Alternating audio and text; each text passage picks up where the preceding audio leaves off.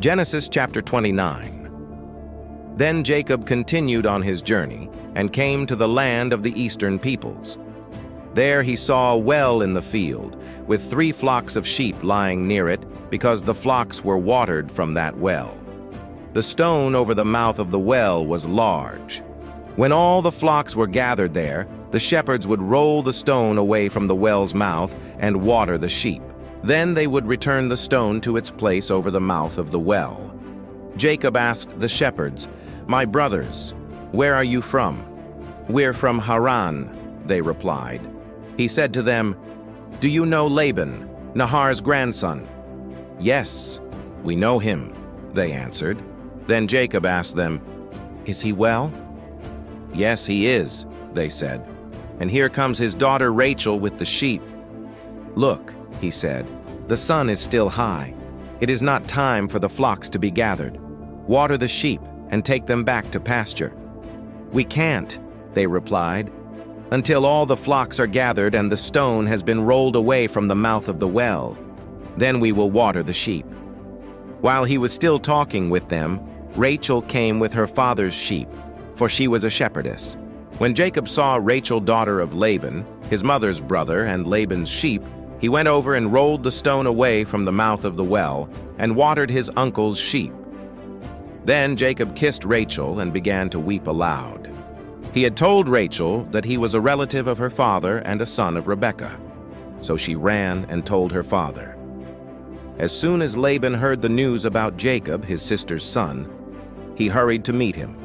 He embraced him and kissed him and brought him to his home, and there Jacob told him all these things. Then Laban said to him, "You are my own flesh and blood." After Jacob had stayed with him for a whole month, Laban said to him, "Just because you are a relative of mine, should you work for me for nothing? Tell me what your wages should be."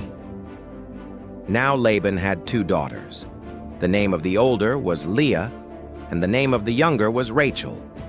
Leah had weak eyes, but Rachel was lovely in form and beautiful. Jacob was in love with Rachel and said, "I'll work for you 7 years in return for your younger daughter Rachel." Laban said, "It's better that I give her to you than to some other man. Stay here with me."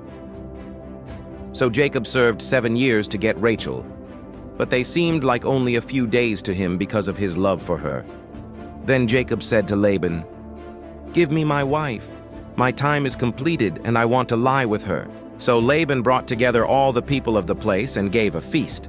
But when evening came, he took his daughter Leah and gave her to Jacob, and Jacob lay with her.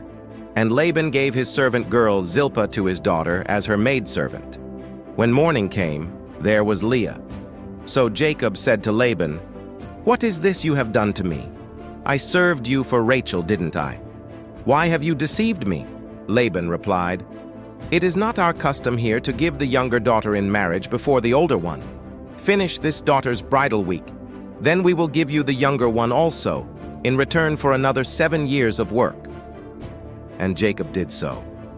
He finished the week with Leah, and then Laban gave him his daughter Rachel to be his wife.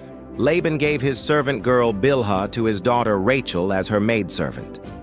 Jacob lay with Rachel also, and he loved Rachel more than Leah, and he worked for Laban another 7 years.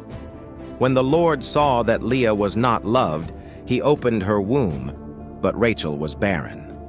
Leah became pregnant and gave birth to a son.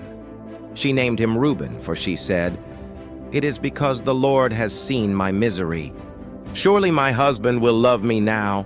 She conceived again, and when she gave birth to a son, she said, "Because the Lord heard that I am not loved, he gave me this one too." So she named him Simeon.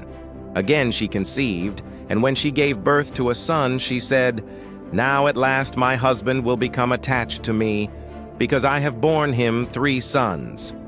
So he was named Levi. She conceived again, and when she gave birth to a son, she said, "This time I will praise the Lord."